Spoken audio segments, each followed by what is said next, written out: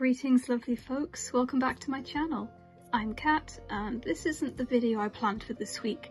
I intended to upload the priming and sanding of this little guy, but I decided to do more sculpting than I originally planned and he's far from finished. So this video is an update on the work in progress of my Zorse stallion from a few videos ago. Enjoy! This is where I got to in my last video. If you'd like to see me doing his first layer of stripes, there's a video on the process on my channel. I didn't film doing his other side, but this is how he looked once I was finished. I forgot to turn on my camera when I started on his next layer of pastels, but here I had already applied another layer of orange to his underbelly and neck, and now I'm applying his next layer of black pan pastel with a soft brush.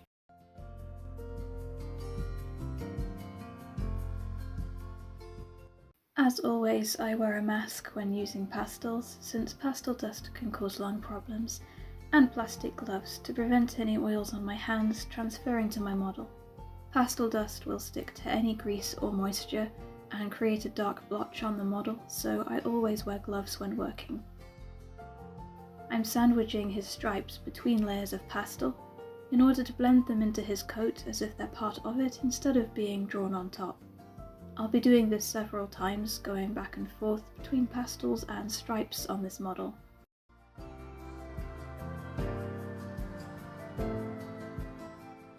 I'm currently on his fifth layer. I add his second layer of stripes later on in this video, and he'll be getting one more layer of pastels on top of those before I go in with acrylics to detail his mane, tail and hooves. So I'd say I'm just over the halfway mark with this custom as of this video.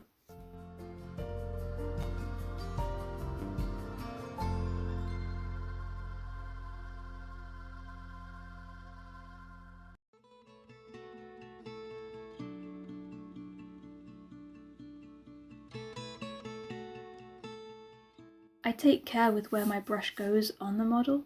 I want to blend the orange and black into each other at the edges to create a colour transition that looks natural, but I want to avoid muddying the orange with black pastel dust, so each time I dip my brush back in the pan, I make sure to place it back in an area of darker pigment and blend it outwards towards the edges of the black, to prevent any dust spilling over onto the lighter areas and making marks.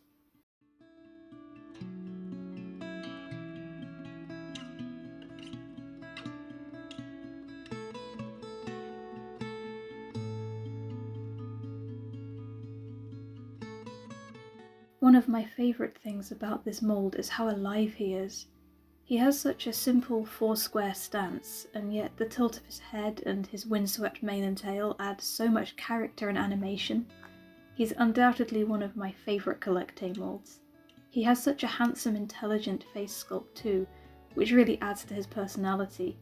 I'm pretty excited to start working on his expression.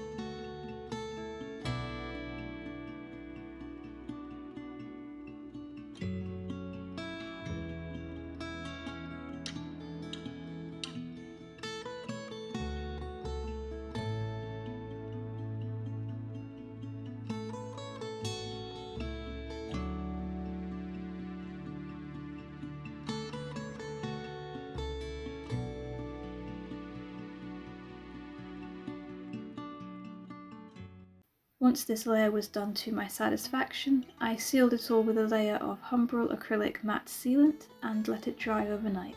Here you can see the finished result after the sealant was dry. Now for his second layer of stripes. I will be time-lapsing a lot of this half of the video. If you'd like to see me doing stripes in real time, feel free to watch my earlier video, Creating a Zorse. I'm using a charcoal pencil to go over his stripes again and make them bolder. I really want them to stand out on this model, though I will be softening them out again a little with the final layer of pastels to blend them back into his coat.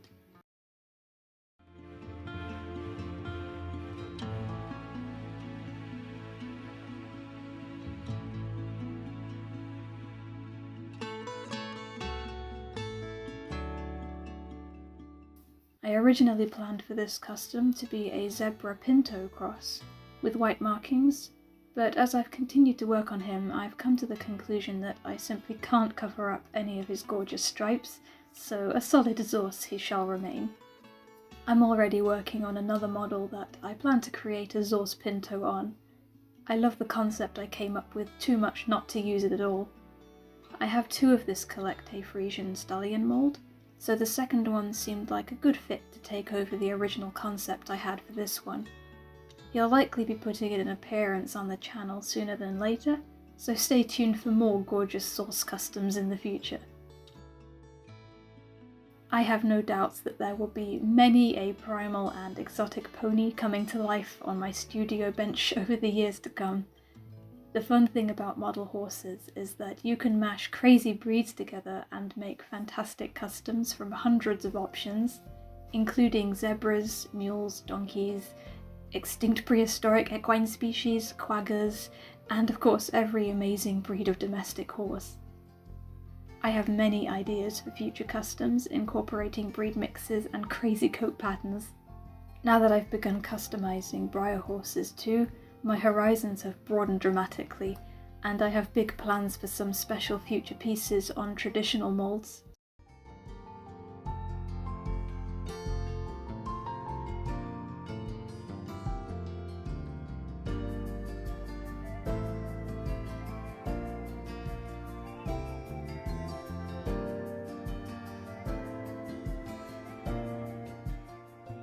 I will likely always customize Schleich, CollectA and Breyer models, but I definitely lean towards a preference for Breyer and CollectA.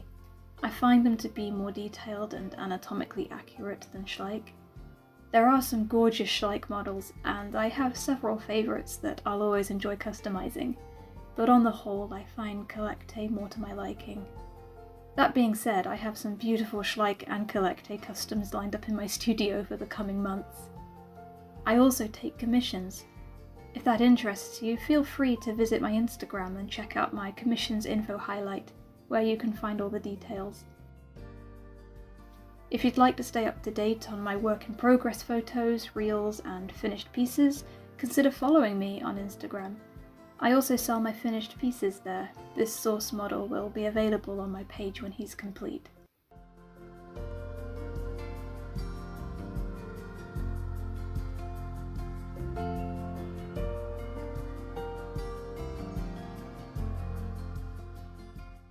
If you enjoyed this video, do leave a like, as it really helps my channel, and consider hitting the subscribe button and turning on notifications so you don't miss any future uploads. I upload a new video once a week when possible. Thank you for spending some of your time here today, it means a lot to me. Happy painting, and I'll see you next week. Bye!